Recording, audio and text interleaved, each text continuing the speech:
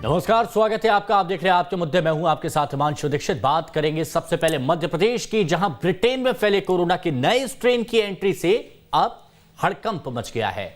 Britain से इंदौर आए एक शख्स में कोरोना के नए स्ट्रेन की पुष्टि हुई और यह मामला ऐसे समय में आया है जब जल्द ही प्रदेश में वैक्सीनेशन शुरू होने वाली है। ड्राई रन तो जारी है। इधर चौंकाने वाली बात यह है कि मध्य प्रदेश में कोरोना के नए स्ट्रेन की खबर से खुद स्वास्थ्य मंत्री प्रभुराम चौधरी अनजान है। आज चर्चा इसी मसले पर करेंगे कि मध्य प्रदेश में लापरवाही ने क्या कोरोना की चाल बिगाड़ दी, क्या नियमों में जरूरत से ज्यादा ढील दे दी गई, कोरोना के बढ़ते केस के बीच कोविड केयर सेंटर बंद क्यों किए गए। कई मेहमान बातचीत के लिए हमारे साथ मौजूद रहेंगे, लेकिन उससे पहले आप ये रिपोर्ट देखिए। इंदौर में कोरोना के नए स्ट्रेन ने एक बार फिर लोगों की चिंता बढ़ा दी है। दरअसल इंदौर में ब्रिटेन से आए एक शख्स में कोरोना के नए स्ट्रेन वाला वायरस मिलने से हड़कंप मच गया। फिलहाल इस घटना के बाद स्वास्थ्य महकमा सतर्क हो गया है। हालांकि इस बीच सबसे चौंकाने वाली बात यह है कि एमपी में कोरोना के नए स्ट्रेन की खबर से खुद स्वास्थ्य मंत्री प्रभुराम चौधरी ही अनजान हैं। जो नया वायरस है स्ट्रेन जो ब्रिटेन से आया है, एक मामला ऐसा खबर आ रही है कि इंदौर में भी ऐसा कोई पॉजिटिव मिला है, इसको लेकर कोई जानकारी? अभी तक मेरे जानकारी के हिसाब से तो कोई अभी ऐसा मध्य प्रदेश में नहीं आया है। आप बता रहे हैं तो मैं अभी इंदौर में बात कर जानकारी। बहरहाल एमपी में कोरोना के नए स्ट्रेन की बात हो या फिर कोरोना के बढ़ते मामलों की, कहीं न कहीं लापरवाही और ढिलाई भारी पड़ती दिख रही है। दरअसल भोपाल को छोड़कर पूरे मध्य प्रदेश में कोविड केयर सेंटर बंद कर दिए गए हैं। तो उधर उपचुनाव के दौरान रैलियों में भी सोशल डिस्टेंसिंग की अनदेखी हुई। त्योहारों में बाजारों में भीड़ बढ़ी, जिससे संक्रमण भी बढ़ा। बाहर से आने वाले लोगों की ट्रेसिंग में ढिलाई दिखी। पिछले एक महीने में 350 से ज्यादा लोग ब्रिटेन से आए। क्वारंटाइन के नियमों में भी ढील शायद भारी पड़ गई। बहरहाल इंदौर की बात करें तो एमपी में कोरोना के दस्तक के बाद से ही इंदौर कोरोना का एपी सेंटर रहा। आज भी सबसे ज्यादा कोरोना संक्रमित इंदौर में ही है। ऐसे में एक बार फिर कोरोना के सबसे नए और सबसे घातक स्ट्रेन का इंदौर में मिलना निश्चित तौर पर चिंता का सबब है। Team news state. तो बड़ी बात तो यहां पर यह है कि मुश्किल में जान है, लेकिन इस खबर से मंत्री जी अनजान हैं। क्यों, क्या कहीं पर लापरवाही की गई, इस पर हम बातचीत करेंगे। सबसे पहले मेहमानों से तारुफ कराते हैं आपका। शिव अनुराग पटेरिया जी वरिष्ठ पत्रकार हैं, इस चर्चा में हमारे साथ मौजूद रहेंगे। डॉक्टर शरद पंडित जी रिटायर्ड अधिकारी स्वास्थ्य विभाग के हमारे साथ मौजूद रहेंगे। धैर्यवर्धन शर्मा जी प्रवक्ता बीजेपी के हमारे साथ इस चर्चा में मौजूद हैं और अजय सिंह यादव जी कांग्रेस के प्रवक्ता इस चर्चा में हमारे साथ मौजूद हैं। आप सभी का बहुत बहुत स्वागत है। धैर्यवर्धन शर्मा जी, सभी लोगों ने बहुत धैर्य रखा और शांति से, सुकून से, इत्मीनान से सोच रहे थे कि चलिए कोरोना चला जाएगा, लेकिन अब ये नया स्ट्रेन यहाँ पर निकल के सामने आ गया है और स्वास्थ्य मंत्री जी भी इससे अनजान रहे। तो ऐसा कैसे हो सकता है? स्वास्थ्य मंत्री जी अनावश्यक भय का वातावरण उत्पन्न नहीं करना चाहते हैं। यदि किसी व्यक्ति में कोरोना का जो प्रारंभिक स्वरूप है उससे हटकर के कोई नया स्ट्रेन मिला है तो अधिकारी उसकी जांच करेंगे, परीक्षण करेंगे। उसके बाद वो राज्य सरकार को और मंत्री जी को अवगत कराएंगे। अब मंत्री जी बिना उसके कंफर्मेशन के पैरोल पीटने लगते, ये भी मुझे लग रहा ठीक नहीं था। नहीं, लेकिन सुनिए ना उससे बताया जाए। धैर्यवर्धन जी, नहीं, भयावह वाली बात नहीं है। मैं एक चीज यहां से आपसे निवेदन करना चाह रहा हूं कि जब पुष्टि हुई है, जांच हुई है, पुष्टि हो गई है, उसके बाद ही हम लोगों ने वो खबर दिखाई है। ऐसा हम लोगों के मन में भी नहीं है कि कोई भयावह वाली स्थिति बतानी है। अगर है कोरोना का नया स्ट्रेन और उसकी पुष्टि हो गई है जांच में, तभी तो ये बात आई सामने। हिमांशु जी, आपकी मार और आपकी पहुंच की तुलना किसी से नहीं की जा सकती है। कहीं पर कोई घटनाक्रम हुआ है तो वहां आपको वास्तव में बहुत जल्दी जानकारी मिल जाती है, पर मंत्री जी को कंफर्मेशन के बाद, पुष्टि के बाद ही बताया जाता है। धैर्यवर्धन जी, देखिए माना कि हमारे सहयोगी पुणे से लेकर बेंगलोर हर जगह पर हैं, लेकिन खबर की पुष्टि तभी होगी जब इंदौर में स्वास्थ्य विभाग के अधिकारी उसकी पुष्टि करेंगे, और जब उन्होंने पुष्टि की तभी वो खबर निकल के सामने आई। तो स्वास्थ्य मंत्री जी को इस बारे में जानकारी नहीं है? नहीं, मुझे लग रहा है स्वास्थ्य मंत्री जी ने बहुत ईमानदारी से उस बात को स्वीकारा कि जब तक पुष्ट खबर उनके पास नहीं आई है किसी अथॉरिटी के द्वारा उनको ये बताया नहीं गया है, तो वो जल्दबाजी में कैसे बयान दे दें कि कोई पेशेंट इस प्रकार का मिला है। दूसरा, हिमांशु जी, एक और निवेदन करना चाहता हूँ करिए जी। कि ब्रिटेन से जो नया स्ट्रेन चल करके दुनिया में आया है कोरोना का, उसको लेकर के दो बातें और है, मुझे लग रहा है आज की डिबेट में बहुत स्पष्ट कर देना चाहिए बिल्कुल कि वो कोरोना से कई हजार गुना या कई 100 गुना प्राण घातक ऐसा नहीं है। हाँ, वो उसकी तुलना में फैलने वाला ज्यादा है जी। ये हम लगातार बता रहे हैं कि 70% ज्यादा संक्रामक है, 70% ज्यादा संक्रामक है, ये हम बता रहे हैं, प्राण घातक नहीं है, से लोगों के बीच फैलेगा। और ये लग रहा है कि केंद्र सरकार से लेकर के राज्य सरकार उस सब का परीक्षण भी कर रहे हैं, उस पर एहतियात के कदम भी उठा रहे हैं। और मेहरबानी ये विदेशों से आए हुए लोग भी करें, यदि इनको कोई निर्देश दिए जाते हैं तो ये उसको विस्तार में का पाप न करें, या तो हॉस्पिटलाइज हो जाए या फिर इनको घर पर रहा कहा गया है कि ये 15 दिन 14 दिन क्वारंटाइन रहें, इनको भी मदद करनी चाहिए, क्योंकि ये लोकतंत्र है, या डंडे के जोर पर सब काम नहीं कराया जा सकता है। और मेरा तो ये मानना है कि विदेशों से जो लोग आते हैं वो तमाम भारतीयों की तुलना में डिग्री होल्डर होते हैं, ज्यादा पढ़े लिखे लोग होते हैं, ज्यादा हाई सोसाइटी के बीच जीवन यापन करने वाले लोग होते हैं, और तमाम अपने आप का ओहदा बड़ा मानते हैं ये लोग। तो इनको बुद्धि भी बड़े स्तर की प्रयोग करनी चाहिए, समझदारी भी बड़ी दिखानी चाहिए। नहीं तो आपको लग रहा है कि उनके अंदर समझदारी नहीं है, जो लोग बाहर से आए हैं उनके अंदर बुद्धि नहीं है। आप एक बात बताइए, अगर बाहर से कोई आ रहा है तो 72 घंटे वाली RT-PCR रिपोर्ट होती है ना, तो जब 72 घंटे की RT-PCR रिपोर्ट में जब रिपोर्ट नेगेटिव आती है उसके बाद यहाँ पर एंट्री की जाती है, फिर कैसे यहाँ पर पॉजिटिव पाए जा रहे हैं?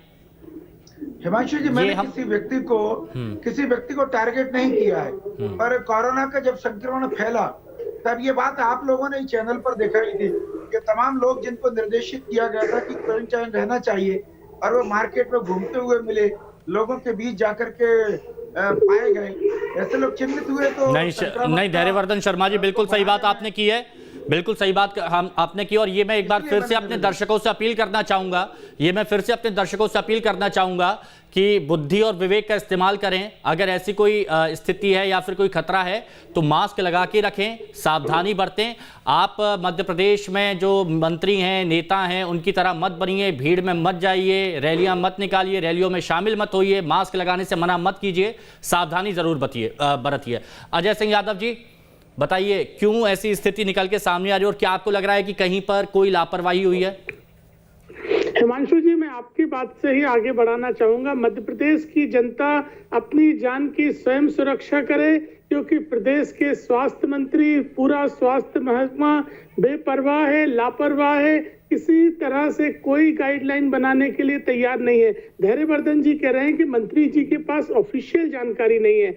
स्वास्थ्य विभाग के सचिव मोहम्मद सुलेमान जी इस बात की पुष्टि कर चुके हैं। 15 दिन पहले सैंपल भेजा गया था, सैंपल मध्य प्रदेश में कहीं जांच नहीं हो सकती थी, दिल्ली भेजा गया। 15 दिन बाद जांच रिपोर्ट आई और इस 15 दिन तक वो व्यक्ति चारों ओर घूमते फिरते रहे। सरकार ने उन्हें कहीं आइसोलेट करने की जहमत नहीं उठाई।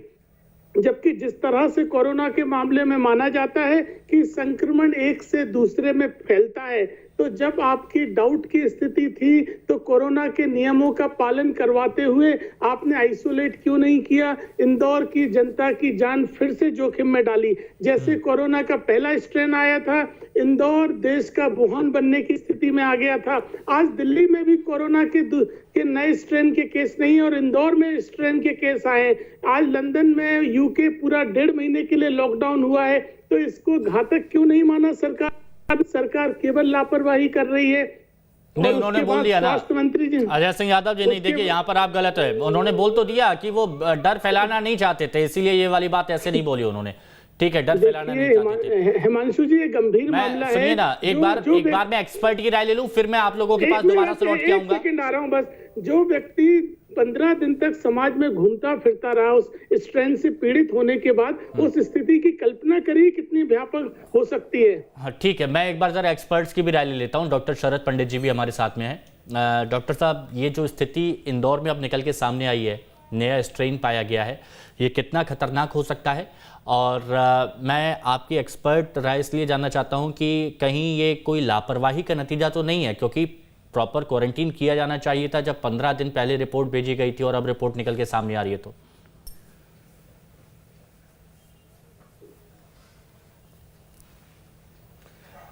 देखिए, इस संबंध में हिमांशु जी मैं ये कहना चाहूँगा कि ये जो स्थिति निर्मित हुई है कहीं ना कहीं लापरवाही तो निश्चित रूप से हुई है। यदि कोई जो है ट्रैवलर आया था और वो जो है इंदौर में उतरता है, इंदौर वैसे भी कॉमर्शियल कैपिटल ऑफ स्टेट कहा जाता है। यहाँ कई तरह की एक्टिविटीज़ जो है बहुत ही जो है वो तेजी से चलती है और यहाँ पॉपुलेशन की दृष्टि से भी ये बहुत बड़ा शहर है, प्रदेश का सबसे बड़ी जनसंख्या वाला शहर है।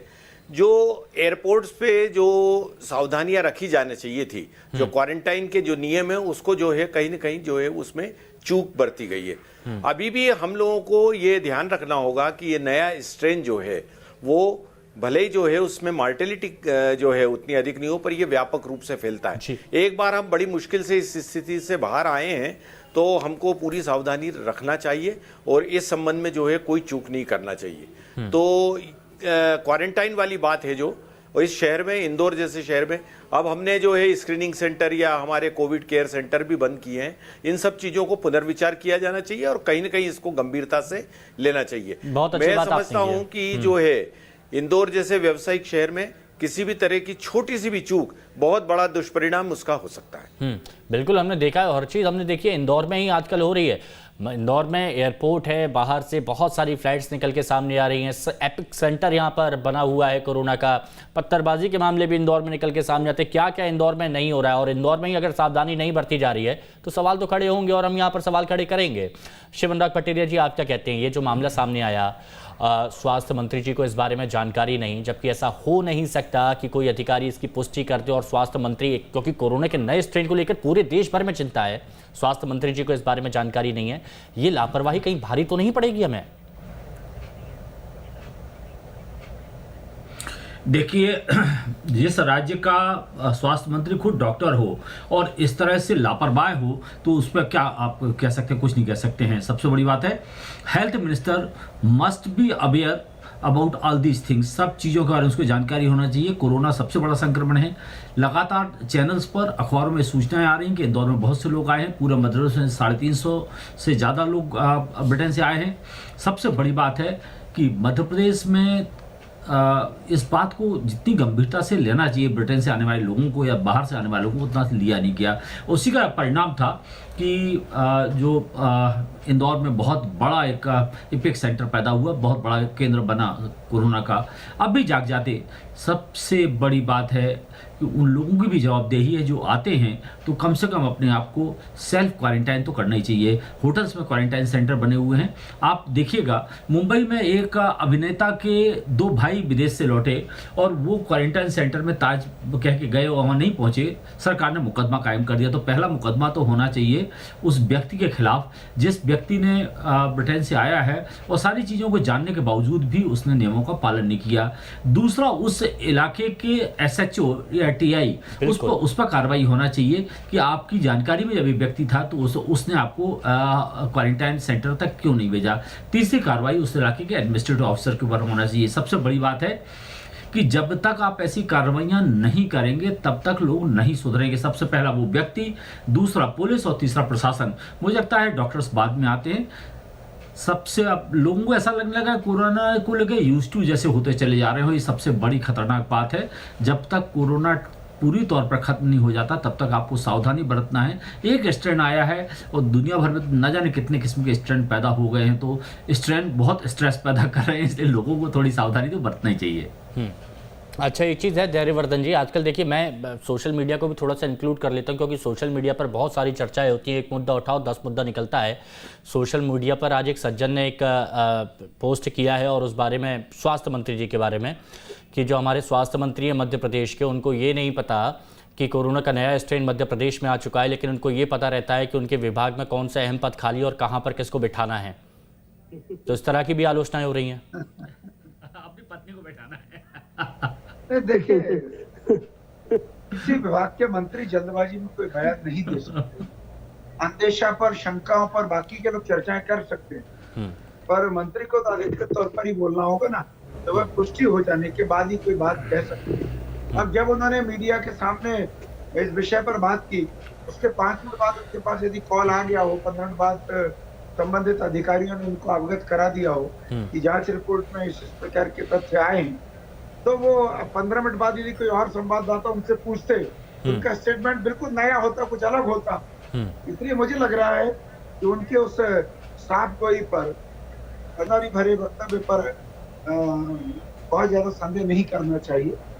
हम संदेह बात नहीं कर रहे हैं, देखिए हम संदेह वाली बात नहीं कर रहे हैं, हम बात यहाँ कह रहे हैं कि प्रोएक्टिव होना चाहिए, अलर्ट होना चाहिए। ऐसे मामलों पर एक छोटी सी भी खबर आपको अपने विभाग को ये बताना चाहिए कि छोटे से छोटा अपडेट सबसे पहले मुझे दिया जाए, मैं स्वास्थ्य मंत्री हूँ, और उस हिसाब से फिर आगे कैसे चीज़ें मैनेज करनी है वो होता है। मैं इस पर सवाल उठा रहा हूँ। मैं आपकी बात से सहमत हूँ और मंत्री जी ने इस प्रकार के निर्देश दिए भी होंगे। अच्छा, क्या इसकी चलिए ठीक है धैर्यवर्धन जी, मैं ये वाली बात भी मान लेता हूं कि थोड़ी देर बाद अधिकारियों ने जानकारी दी होगी, पहले मीडिया में अधिकारियों ने बोलना समझा होगा, उसके बाद बोला होगा कि ठीक है मंत्री जी को तो बाद में भी बता देंगे। लेकिन अब ये बताइए, पिछले एक महीने में 350 से ज्यादा लोग आए हैं ब्रिटेन से, ये मध्य प्रदेश का आंकड़ा मैं आपको बता रहा हूं, 350 से ज्यादा लोग आए हैं। उन लोगों की निगरानी के लिए अब आप लोगों ने क्या किया है? क्या उन लोगों की ट्रेसिंग में अब और सख्ती दिखेगी? क्योंकि अभी तक तो ढिलाई थी, तभी ये मामला सामने आया। मुझे लगता है कि भारत सरकार के द्वारा जो निर्देश इन नई परिस्थितियों के तहत दिए गए हैं, स्वास्थ्य विभाग उनको जिसका तस फॉलो करेगा, और लोकल एडमिनिस्ट्रेशन को भी अधिकार तो है ही, यदि उनको लगता है कि कहीं पर कोई नियंत्रण संबंधी एहतियातन कोई कदम उठाए जाने चाहिए तो कुछ उनके अधिकार क्षेत्र अजय जी को शायद कोई ऑब्जेक्शन या फिर किसी बात से वो भिन्न है, शायद बताइए। देखिए हिमांशु जी, मैं आपको बताना चाहता हूं, इस मामले में आप लापरवाही समझिए। ब्रिटेन से आए हुए 350 यात्री मध्य प्रदेश आते हैं, उनमें से 2 यात्रियों का कोरोना पॉजिटिव पाया जाता है। उसके बाद भी 2 में से 1 को अस्पताल भेजा जाता है और 1 को, क्योंकि वो 6 दिसंबर को आए थे, जाने की अनुमति दे देता है कि हमें लगता है कि आपके अंदर नया स्ट्रेन नहीं हो सकता है। और ये देखिए कि जो व्यक्ति घर भेजा जाता है उसी के अंदर नए स्ट्रेन के पॉजिटिव होने की कंफर्मेशन आती है। इससे ज्यादा कोई लापरवाही हो सकती है? आप केवल 2 मरीजों को अस्पताल में नहीं रख पा रहे थे और उसके बाद 15 दिन तक वो आराम से घूमते फिरते, जो भी अपनी सामाजिक गतिविधियां समाज में जहां आना जाना है सब कुछ जारी रखते हैं। जबकि आपके नेता, आपके प्रधानमंत्री जी, हमारे प्रधानमंत्री जी कहते हैं जब तक कोरोना का बचाव नहीं है सावधानी बरतें, और आपका प्रशासन ऐसे लोगों को जो पूरी तरह संदिग्ध थे खुलेआम छोड़ देता है। इससे बड़ी लापरवाही नहीं हो सकती। आप बताइए, नए स्ट्रेन की कोई दवाई है आपके पास? अगर आज इंदौर में वो व्यक्ति 700,000 लोगों के संपर्क में आया होगा 15 दिन के अंदर, तो वो अगर 700,000 लोग नए स्ट्रेन के नए मरीज आ जाएंगे तो बताइए आपकी सरकार के पास क्या प्लान है? इस संदर्भ में स्वास्थ्य मंत्री, जिन्होंने अपनी पत्नी को 1050 डॉक्टरों को शर्मा जी बता दीजिए, डायरेक्टर बना दिए, उनके पास धैर्यवर्धन जी बताइए शर्मा जी क्या प्लान है? अजय जी आप आपत्ति दर्ज कराइए, नाराजगी जताइए, पर भयभीत मत करिए। मैं अभी पढ़ रहा था। धैर्यवर्धन जी सावधानी, आप कैसी बात कर रहे हैं? इस देश में 1 करोड़ से ज्यादा कोरोना पॉजिटिव हुए हैं और आप कह रहे हैं भय फैला रहे हैं। 1 करोड़ से ज्यादा कोरोना संक्रमण के मामले इस देश में हुए, मध्य प्रदेश में 2.5 लाख से ज्यादा मामले, उसके बाद आप भय फैलाने की बात कर रहे हैं। ये घोर लापरवाही को आप किस तरह सुन लीजिए अजय जी, ये लापरवाही का मामला है। सुनिए अजय जी, सुन लीजिए प्रभु, सुनिए, मेरा ये कहना है नए स्ट्रेन का क्या इलाज है, ये इलाज न मुझे देना न आपको देना है, ये वैज्ञानिकों का काम है, डॉक्टर्स का काम है। अरे तो धैर्यवर्धन जी, वही तो मैं कह रहा हूँ, जब इलाज नहीं है तो आपने उस मरीज को घर क्यों जाने दिया? उसको क्वारंटाइन करके अस्पताल में क्यों नहीं रखा? यही तो हम आपसे पूछ रहे हैं। अरे धैर्यवर्धन जी, जब इलाज नहीं है तो इतनी सावधानी तो रखना चाहिए, मरीज को अस्पताल में रखते हैं। अजय जी सुन तो लीजिए प्रभु, डरने की कोई जरूरत दागा है तो दाग दिया आपने। मेरा सवाल का उत्तर भी तो सुनिए मेरी ओर से। हाँ बोलिए, मेरा ये कहना है, बोलिए। अरे अजय जी सुन लीजिए, आप जरा भय नहीं फैला रहे, मंत्री जी को जानकारी नहीं है, देश में भय फैल रहा है। ब्रिटेन 1.5 महीने अजय जी सुनिए, अजय जी हाँ देखिए धैर्यवर्धन जी धैर्य से अपनी बात रख रहे हैं, आप भी थोड़ा सा संयम बरत लीजिए, सुन लेते हैं, एक बार स्थिति स्पष्ट हो जाएगी। हाँ वही प्रार्थना है मेरी। ICMR ने नए स्ट्रेन का भी कल्चर किया, उस पर वो काम कर रहे हैं और उनका ये मानना है कि भारत में जो टीका इस समय हम लगाने जा रहे हैं वह इस पर भी काम करेगा। अभी इस प्रकार के स्टेटमेंट्स संबंधित अथॉरिटी के द्वारा आ रहे हैं, जो हमारे लिए संतोषजनक बात है और भारत को खतरे से बाहर रखने वाले उनके बयान है। धैर्यवर्धन जी, यहाँ पर मैं एक चीज जरूर बोलना चाहूंगा, मुझे एक बात से जरूर आपत्ति है, आईसीएमआर अपना काम कर रहा है, वैक्सीनेशन की भी बात चल रही है, लेकिन मैं ये कह रहा हूं कि जो राज्य सरकार के हद में है, जो उनके हद में है, सावधानी बरतते हुए इसको फैलने से रोकें, उसमें सरकार नाकाम हो रही है।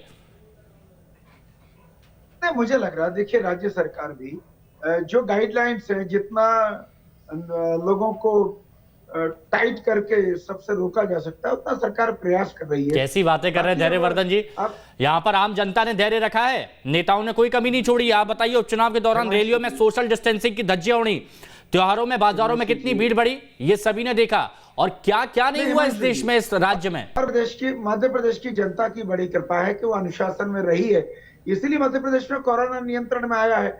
डॉक्टर्स के जो ताकतवर प्रयास थे, उनके परिणाम इसीलिए निकले कि बाकी के लोग जो हॉस्पिटलाइज नहीं हुए थे, अच्छा उन्होंने खुद, अच्छा मेरे को ये बता दीजिए, एक सवाल यहां पर उठाया था डॉक्टर शरद पंडित जी ने कि अब इस बारे में सोचना चाहिए कि भोपाल के अलावा बाकी सभी जगह के जो कोविड केयर सेंटर ये बंद किए गए हैं, क्या इनके बारे में विचार किया जाएगा कुछ? देखिए, ये इस प्रकार के निर्णय केवल डिबेट में या पॉलिटिकल लेवल पर नहीं होते हैं। जो उसके लिए जिम्मेदार डॉक्टर्स हैं, वो केसेज की संख्या, केसेज की परिस्थितियां, उन सब का अवलोकन करने के बाद इस प्रकार के निर्णय करते हैं। पर यदि ऐसा प्रतीत होगा कि नई किसी परिस्थिति में मरीजों की संख्या बढ़ रही है, तो सरकार लोगों के साथ खड़ी है, सरकार वैसे निर्णय करेगी। भाई डॉक्टर्स तो वही है, सुविधाएं वही है, केवल चूंकि इस समय हम उसको नियंत्रित करने में सफल हुए हैं, इसलिए वो सब चीजों को कंट्रोल किया। ठीक है डॉक्टर शरद पंडित जी, कुछ सुझाव देना चाहेंगे आप, जो बहुत जरूरी है इस वक्त सरकार के लिए?